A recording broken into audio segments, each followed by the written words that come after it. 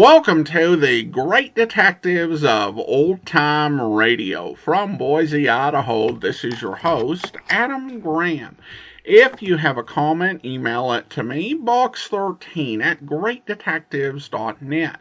Follow us on Twitter at Radio Detectives and become one of our friends on Facebook, facebook.com/Radio Detectives. Today's program is brought to you in part by the financial support of our listeners. You can support this show by mailing in a donation to Adam Graham, P.O. Box 15913, 15913, Boise, Idaho, 83715. And you can also become one of our ongoing Patreon supporters. Now we have more than 250 over at patreon.greatdetectives.net. And again, that's just for as little as $2 per month. Well, now it's time for this week's episode of The Silent Men.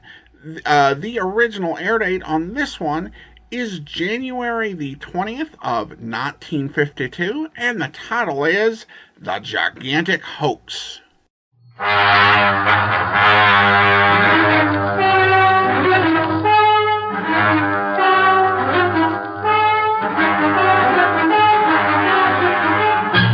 Douglas Fairbanks, Jr. in The Silent Men. The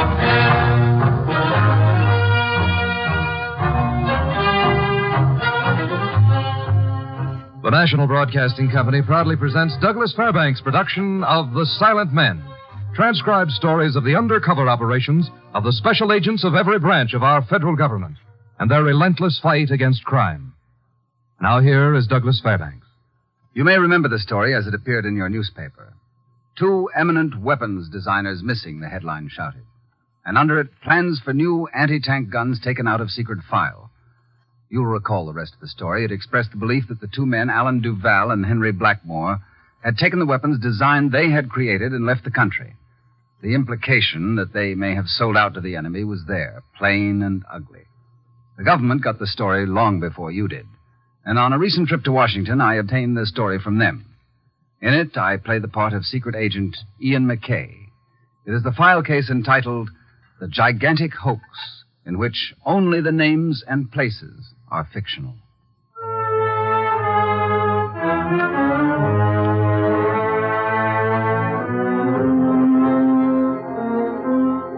A few days after the plans for the anti-tank gun were reported missing, I was called into the Washington office. I found my chief in conference with an attractive brunette. Oh, come in, Ian. Mrs. Duval, this is Ian McKay. How do you do? Nobody believes me. They say sure, but their eyes say different. You mustn't excite yourself, Mrs. Duval. We'll try to help you. Oh, but I must get excited. My husband is perhaps dead, and he is accused of all of these terrible things against the government, and I am not to be excited. According to Mrs. Duval, the 2 men were lured on a ruse to Canada and from there kidnapped. Did I get that straight? Yes, and there's no trace of the man who was supposed to have called on the Duvals at their home. Supposed to have. You still don't believe me, do you? I tell you, I was there when they came.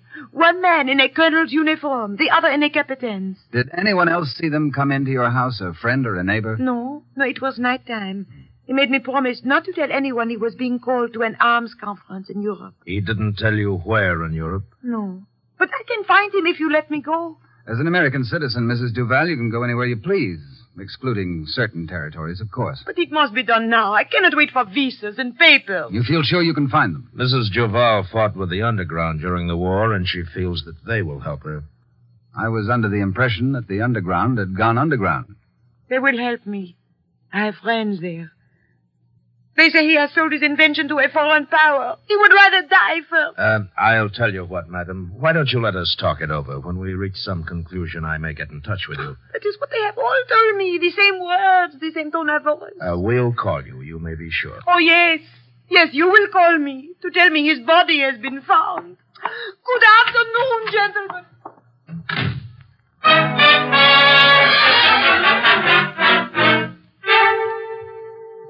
An intense little woman, isn't she? Yeah, a little too much so, I'm afraid. You must mean something by that. Go ahead. Well, it's hard to put into words. It's like she shouts you down every time you have a rational question to ask. Yeah. What do you think about this kidnapping theory? Well, on paper, it doesn't look too good. 2 men, Duval and Blackmore, invent a new high-speed anti-tank gun.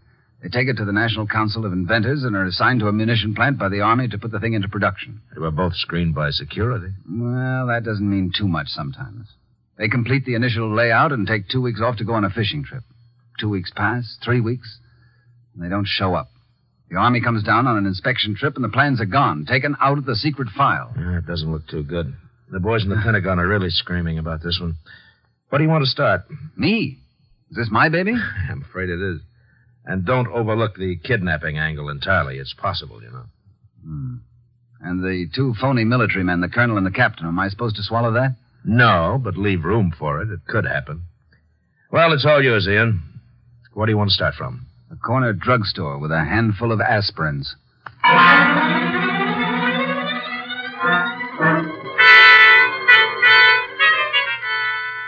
I flew to Montreal and from there took the train to Pointe-du-Bois, a little fishing village in the Laurentians where Duval and Blackmore had said they were going fishing.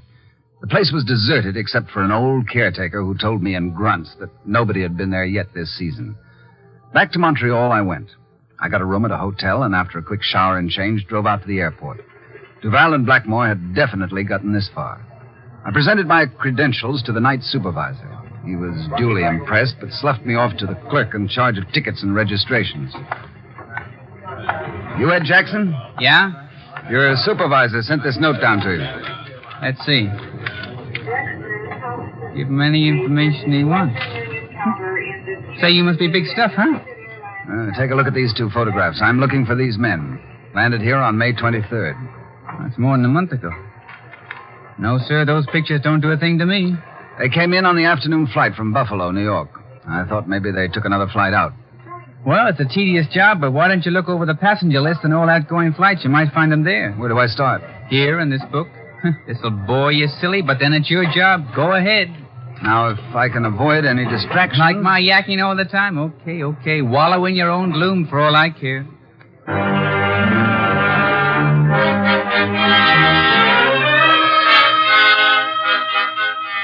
I wallowed for 2.5 hours and found nothing. I even tried to figure it out by the seating arrangements, figuring that the 2 of them were occupying adjoining seats. Here, I brought you some coffee. Oh, thanks. Any luck? You're some kind of a cop, aren't you? Some kind of one, yeah. What makes you think they flew out of Montreal? Well, it seemed logical till now. I'll have to try something else. Hey, if these guys were on the scram, why would they use their own names? I mean, it'd be nothing to buy a couple of tickets under phony names. And that opens up another field of speculation. If they were bound for Europe, I could concentrate on that section. Shouldn't be too hard to run down that list. And if something looks good to you, you can check with the Trans-Canada stewardess from that flight. My boy, you know what you've just done? Me? What? You've tied another knot in the binding friendship of the United States and Canada.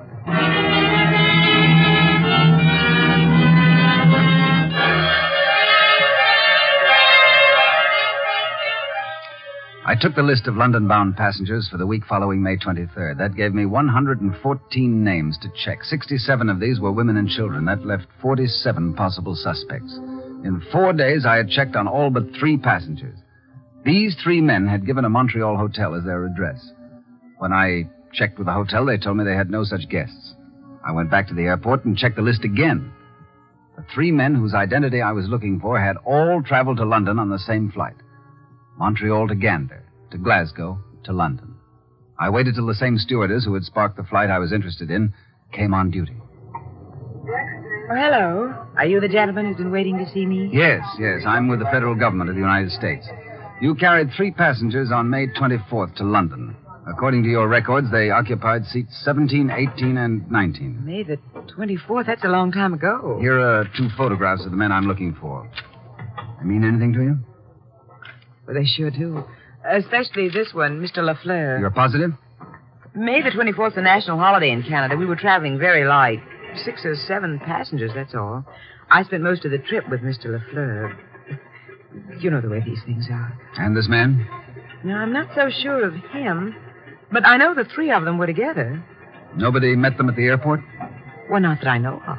But you'll positively identify this one man as a passenger on your flight. But very positively. Well, thanks. I guess that's all for now. Anytime I can help you. Anytime at all.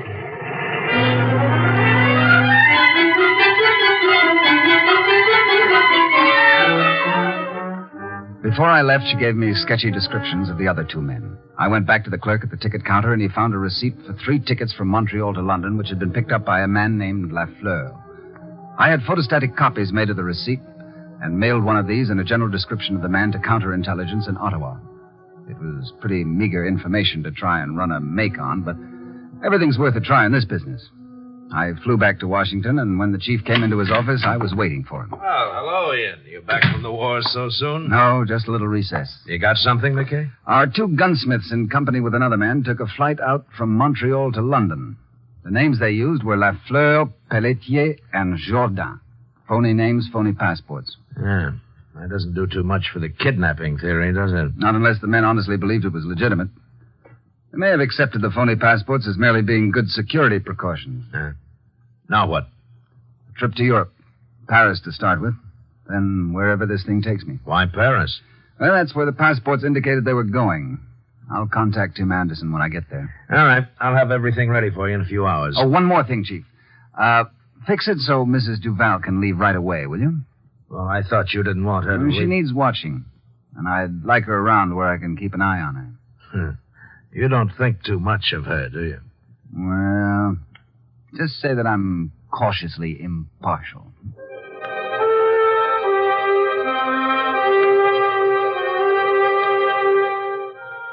I went back to Montreal and spent a couple of days trying to track down something on the man who called himself Lafleur.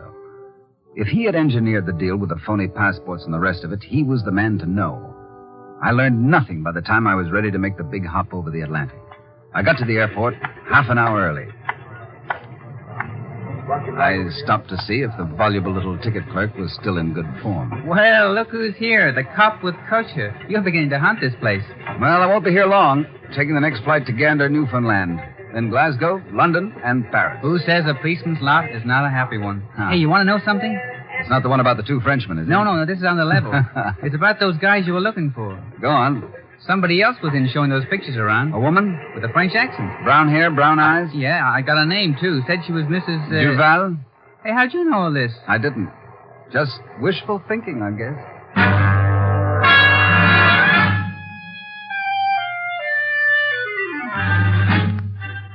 The ride was uneventful, though a little bumpy over Newfoundland. Tim Anderson, one of our agents attached to the embassy in Paris, was waiting for me with a car when I landed at the airport there. I'd wired him from London to meet me. Hiya. Got a phone call from Washington. I think they got something on Mr. Lafleur. Good. Let's have it.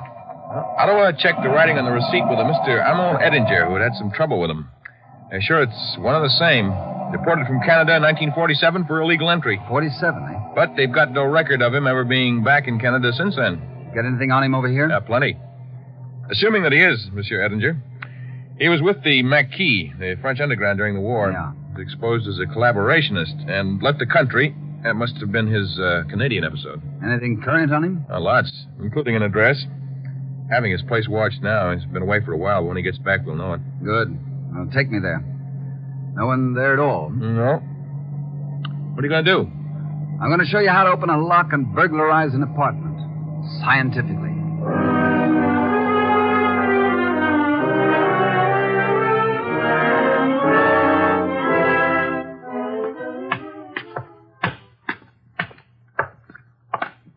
Is this it?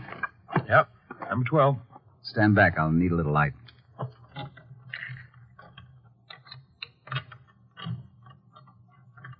What are you doing? Not so hot. Wait a minute. I think I've got it. Yeah, that does it.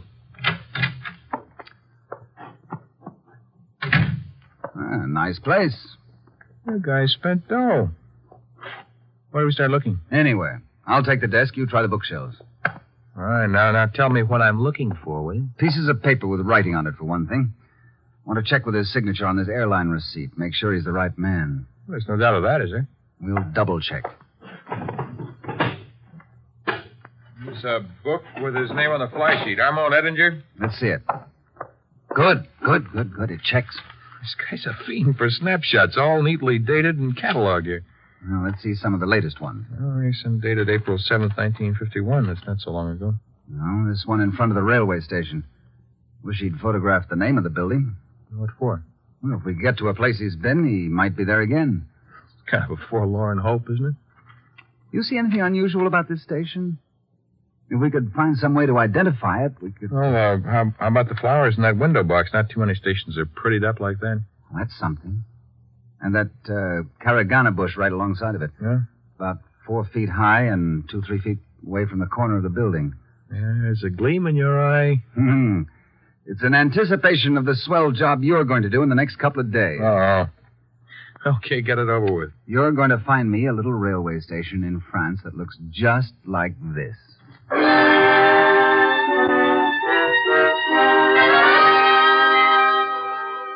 I put up at the Soir Hotel and had begun a few inquiries of my own. I learned that Ettinger had only recently contacted a liaison man with the French Ministry of War with an offer to turn over something of military importance at a price. He had contacted 2 other foreign government officials with the same proposition. One of them had been definitely interested, I learned. We set watch on this man, hoping Ettinger would show up. That night, I was getting ready for bed when there was a knock on the door. Coming! Monsieur, pardon. I'm sorry to disturb you, but this could not wait. Come in, Alfred. Has Ettinger showed up? No, monsieur. You had detailed me to watch the Madame Duval. She's like the eel, monsieur. I'm with her 1 minute, the next she's gone. But I have overcome this. I have locked her up in the gendarmerie. Well, what did she do? I see her talking to some man. I'm still looking at her, and she is gone. Voila. Then I go to see my partner, and we see a light coming from one of Ettinger's windows. We go up. It is she. She is searching the room. Well, she's no good to us in jail. Let's get her out of there, quick. Pardon, monsieur. But what is it, Alfred? It is customary, even in Paris, when one goes out, one puts on his trouser, monsieur.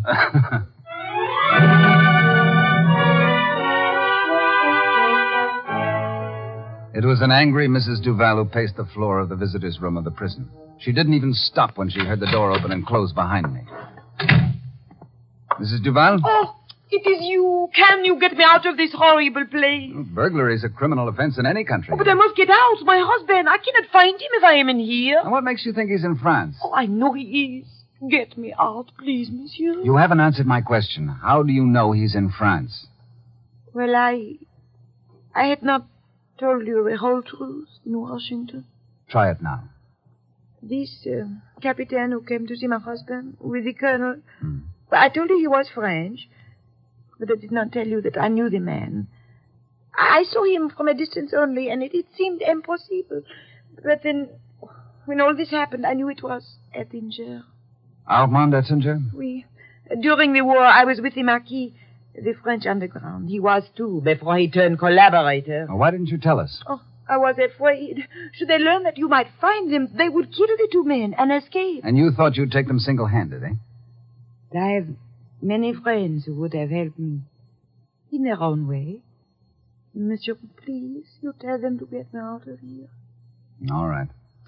I'll see what I can do.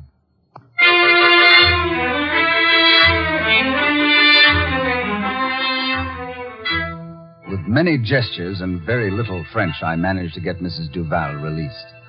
When I got home, I found Tim waiting for me. I found your little railway station. Good. It's in Brittany, a little town called Le Matin. Ah. Only a dozen houses there and a church and a store. You'll find no arch criminals, eh? Well, you're probably right. But we're going to try.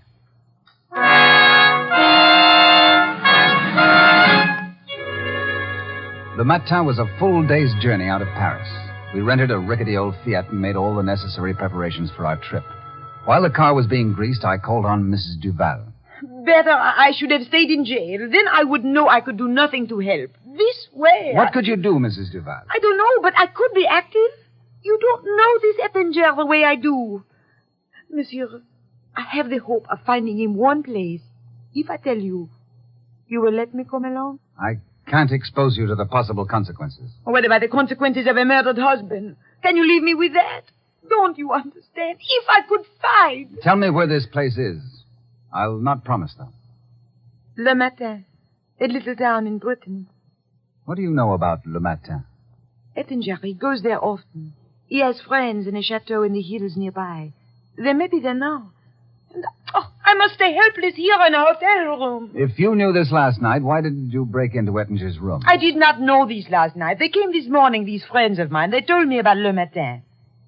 Will you go there, please? Yes. In about half an hour. And me. I go with you. All right, Mrs. Duval. You go with.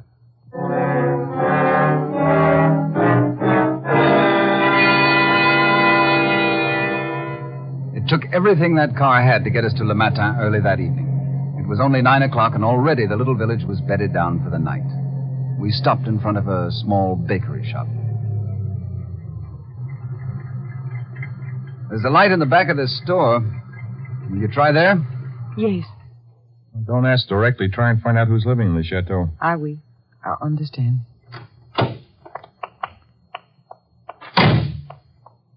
What do you make of her, Ian? I don't know. 3/4 of the time, I think she's on the level. The other quarter, Why'd you bring her along? thought I'd feel better knowing she was here with me. You have some reservations about her? I'm afraid so. I'll be tickled pink to be wrong, though. Kind of like to think that anybody who migrates to America gets to be an American. Quick. I know what you mean. Well? Monsieur Rigon bought the chateau last year.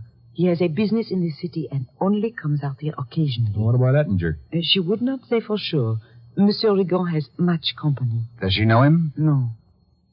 No, he does not have anything to do with the village. Oh, here we are again. Nowhere. Well, shall I try another place? The church, perhaps? The father, he might know him. No. Get in, Mrs. Duval. Where to? The Chateau Rigon. We're going to get in? 2 lost Americans looking for shelter. What's a chateau to an American anyway? Oh, that is no good. You will be suspect immediately. Let me go in, then you two come in later. You'll sit in the car and wait, nothing more. Understand? Oh, all men, they are stupid. Some men, disastrously so.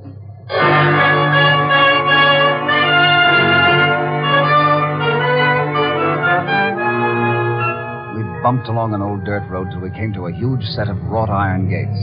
It was the chateau. Oh, are we going to get in? Right in, lights shining, horn honking. Then they'll know for sure we're Americans. I would not do it that way, please. Yeah, we're in luck and the gate's open. When we pull up to the house, you get down in the back seat. And stay there until we come out or call you. Don't move.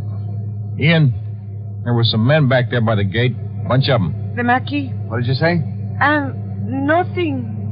I don't like this. Look, Ian, we better go back. We can't turn back now. There's the house.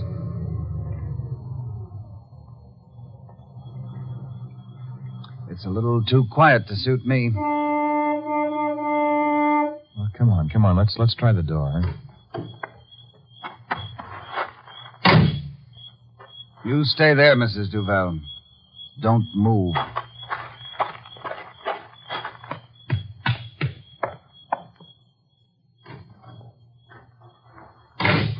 Mrs. Duval, she's running out on us.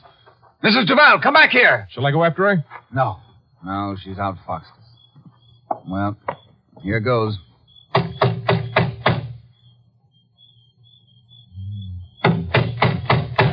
No answer. There's a light burning upstairs. There's something screwy here. Try the door.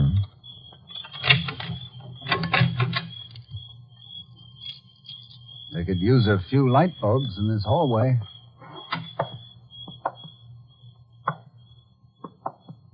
Shall we go any further? Yes, let's... No, gentlemen. Let's not. What the... Stay where you are, gentlemen. Tell your friend that I have a gun in your back. Tell him. Well, seems like he has, Tim. Now, put your hands well over your heads. That's right.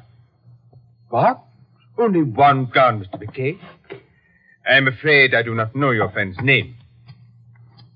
There. That removes the sting, gentlemen. Now, if you'll just move ahead of me, we'll go someplace where we can talk. This way, please. This is an occasion, gentlemen. We'll use the baronial library. Sit down, please. Facing me. Over there. That's better. Now, if you'll both place your hands on that table and keep them there. Comfortable, Mr. Mackay? You have the advantage over me. I don't know your name. Calm. How unsubtle. Of course I am Armand Ettinger. You would not have come here if you had not known what I looked like. You were expecting us?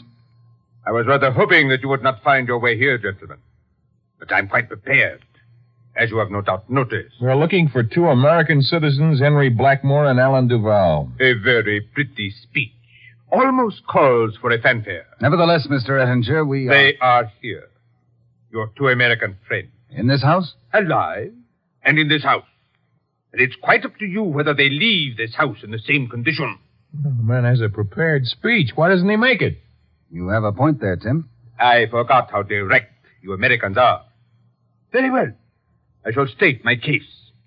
The 2 gentlemen have with them a set of blueprints, which only they can explain satisfactorily. It seems they have committed some intricate details to memory. They refuse to remember. Good for them. On the contrary, our patience is at an end. We were quite determined to put an end to this whole thing till you came along. Now, where do we come in? I have a feeling that Mr. Duval might be impressed if you ask him to divulge the necessary information. I'm sure that you can impress upon him... I don't get it, Ian. This Duval, the way we were crossed by... Quiet. What was that? Nothing. Go ahead. We have gone to much trouble arranging for them to be here. And expense, a great deal of expense. Well? Persuade him to talk, and you all live. Don't, and you all die. The 4 of you. Give me some time to think it over. I'm afraid not. My associates should be here any moment. They are determined that events shall happen quickly tonight. I might almost say immediately. One burning question. How did you know my name and the fact that I was here? Come, Mr. American. You don't seriously think I would answer that. Suffice it to say, we have avenues of information. Well, gentlemen, there come my friends. Your answer, please. That does not sound like them. Something has happened. The Marquis! My husband, where is he? Stay back! He's here, Mrs. Duval. Alive. Stay back, I say. Don't come closer or I will kill you. Mrs. Duval, stop them.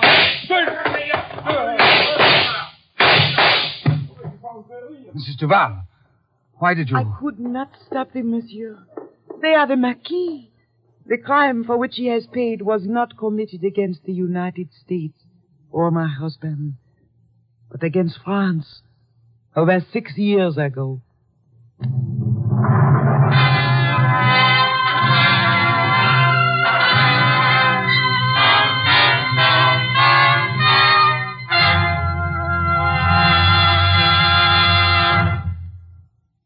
This is Douglas Fairbanks again. You saw the first headlines in the paper. The one that said 2 eminent arms designers missing. And after this report is filed, you'll read these headlines. Missing weapon designers rescued.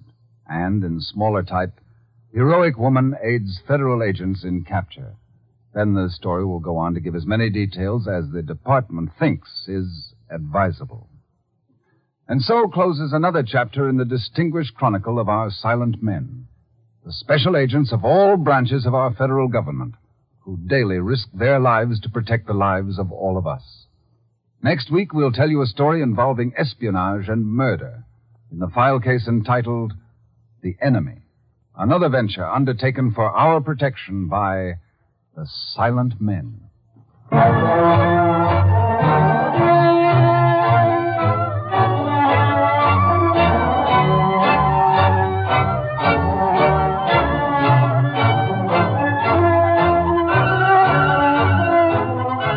The Silent Men is produced and directed by Warren Lewis. Tonight's case was written by Lewis and Rusoff and transcribed in Hollywood. Only the names and places were fictional. Featured in tonight's cast were Betty Lou Gerson, Bill Conrad, Lamont Johnson, Ted Osborne, and Charles Davis. Your announcer is Don Stanley. Douglas Fairbanks is currently presenting Betty Davis, Gary Merrill, and Emlyn Williams in the motion picture Another Man's Poison. Listen again next week and every week to other exciting cases involving the law enforcement adventures of the special agents of our federal government. For they are the Silent Men.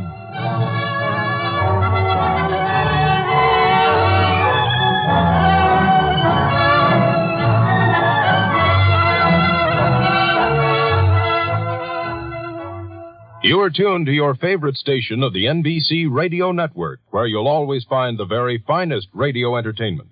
Day and night, every day of the year, during every waking hour, NBC presents music, drama, comedy, mystery, sports, the latest news and programs of public service. You have made this your favorite NBC station because of the wide variety of great programs always available at the turn of the dial. We at NBC will continue to send you the finest radio entertainment and furnish you with the most up-to-date news from all of the news centers of the world. NBC, the national broadcasting company, is now in its second quarter century of broadcasting in the public service. Always tune where you hear the familiar NBC chimes. They're your invitation to fine radio entertainment.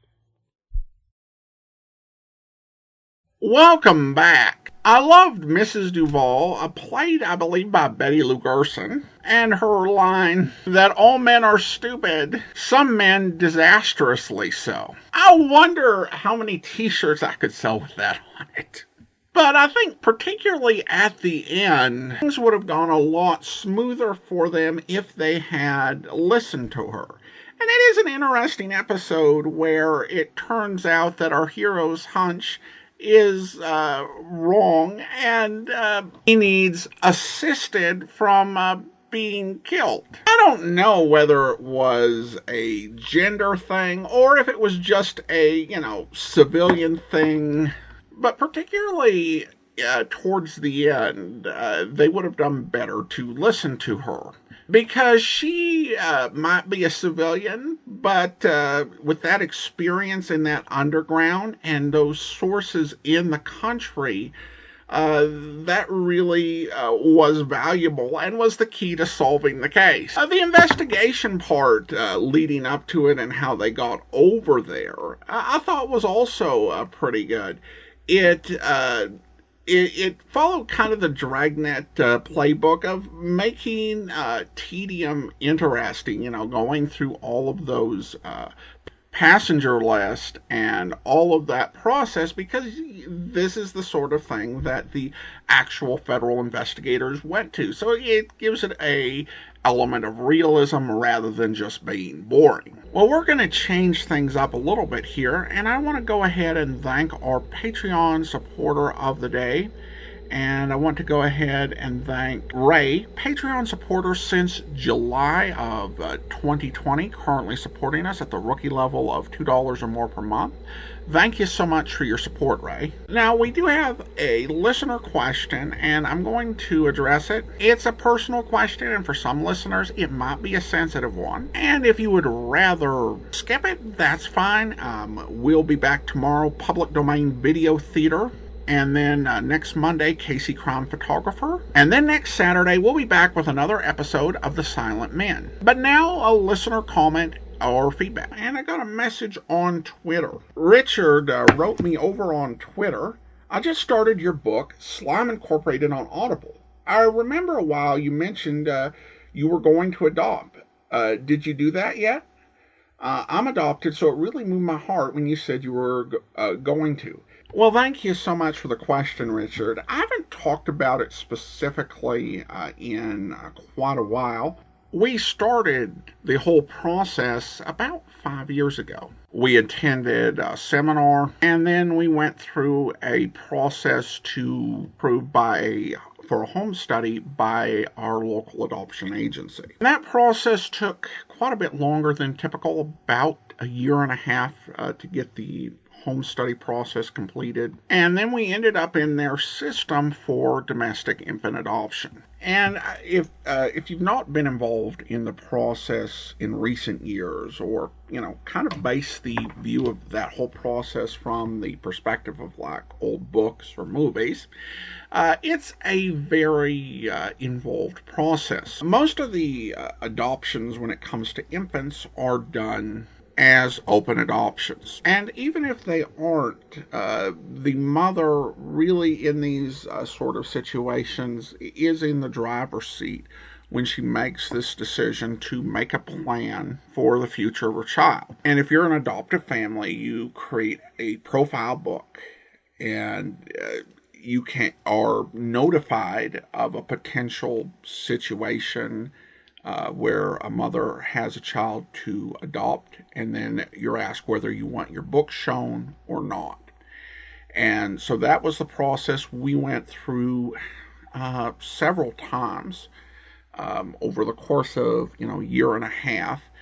And essentially, once that's done, the mother then gets to go ahead and decide who she wants. She will generally do an interview with the potential adoptive parents to ask them questions. And generally, from all of the applications and books that she receives, she'll generally only interview 1 to 3. Generally, the books give them a really good idea of who they're looking for.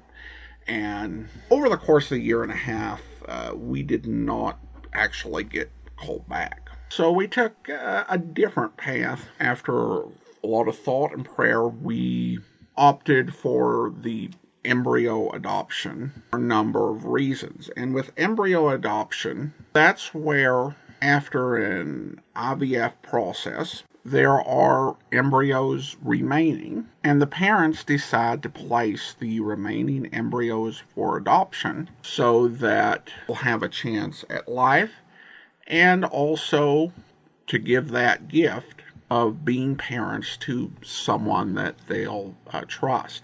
And it is a similar process. The natural parents review books, and they will pick someone who will be a match. And we have been matched, and we have adopted, and the embryos have been transferred to our local clinic. And from there, the embryos will be transferred to Andrea in a procedure known as frozen embryo transfer. We had our first transfer in February. Unfortunately, we lost the baby, and that was very hard. But we are looking for another transfer this summer. So that's where we're at. And I thought it was appropriate to update everyone since I'd mentioned it in the past. And I hope my brief sort of thumbnail explanation of how these processes work was at the very least educational. I know that when I first, got into this, 4.5, going on 5 years ago, I did not really, understand any of this in terms of, what the overall process looked like. It's clear a lot of other people don't. I was watching a sitcom, modern sitcom, and it had a couple going from application to adoption in like a month.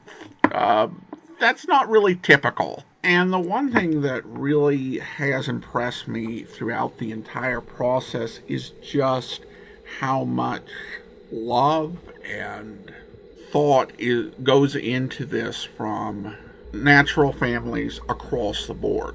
So thank you so much for listening. That'll do it for today. From Boise, Idaho, this is your host, Adam Graham, signing off.